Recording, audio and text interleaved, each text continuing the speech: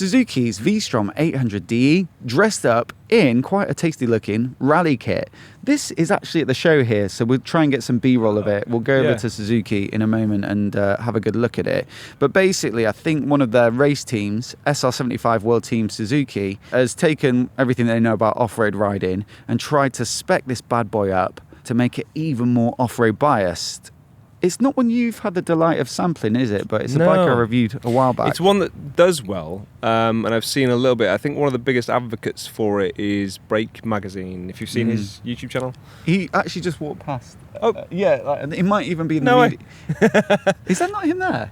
It could well, yeah, I think actually there we go. He's in the media office.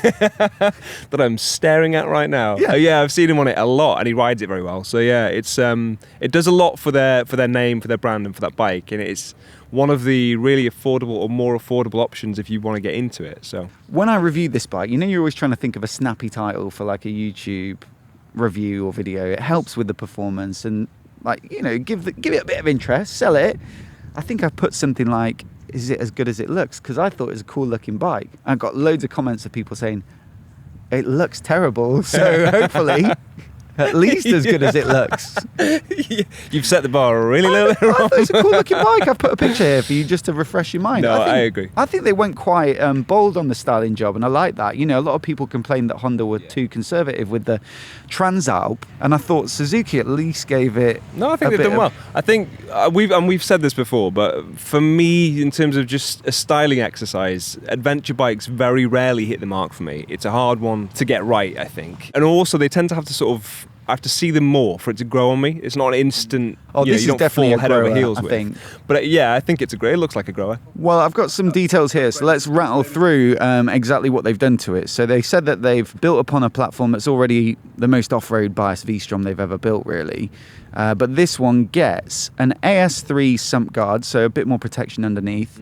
And an AS3 handlebar riser, so I guess that's going to make it a little bit easier when you're standing up. And also they've got a set of RM Z450 bars, handlebars, so maybe a slightly different riding position, something a bit more hardcore and resilient. They've got the same engine, so it is a 776cc parallel twin. It's really smooth. That's one of the things I really like about it. Yeah, so I hear. Peachy engine, and all they've done is modify the exhaust system, like you say, so it's an FMF. Titanium exhaust system, so it'll probably shed a bit of weight. But I imagine that also sounds pretty fantastic, and it looks like they got rid of the cat underneath. Yes. So again, that'll be a lot of the weight gone. As standard, it comes with a 21-inch front for the off-road riding, but it is a 17-inch rear. I guess that gives you a better choice of road-focused tyres, maybe, or something like that.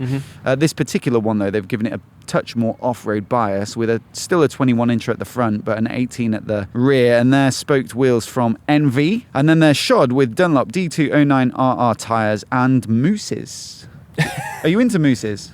Sure. I love mousses.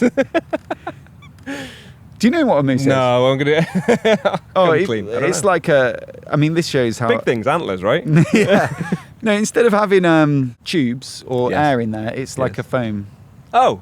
Yeah. Oh. So you don't get punctures, but it's obviously like lower pressure as well than what it would be. Have you experienced with mousses? I've never ridden a bike with mousses. I don't think. I've never ridden a mousse. But yeah, it's quite common. It's like a thing that you would do if you were going to do kind of like a hardcore off-road kind of enduro race or something like that.